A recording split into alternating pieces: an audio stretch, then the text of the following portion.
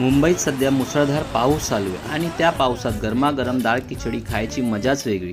चला आपण आज बनवूया डाळ खिचडी जी सर्वांना आवडेल। त्यासाठी आपल्याला तूर, मसूर, चणा आणि मूग डाळ हे भिजवून घ्यायचे आहे। बासमती तांदूळ हे वेगळे भिजवायचे आहे। नंतर डाळ कुकरमध्ये आणि भात टोपात शिजवून घ्या। एका मिक्सरमध्ये धणे, जीरा, आलं लसूण, हळद पावडर, मिरची पावडर, गरम मसाला, त्यात थोडे पाणी टाकून जाड पेस्ट करून घ्या। एका भांड्यात तूप, थोडं तेल आणि चिरलेला कांदा घालून त्याला थोडं भाजून घ्या। मग काळी मिरी, लवंग आणि आपलं बनवलेली पेस्ट घालून तेल सुटेपर्यंत त्याला चांगलं शिजवून घ्या। त्याबरोबर एक टमाटा घालून थोडं परतून घ्या।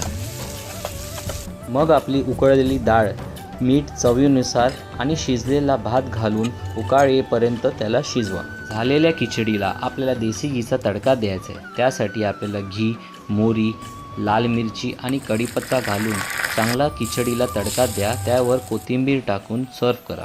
रेसिपी आवडली असेल तर लाईक, सबस्क्राईब आणि कमेंट करा।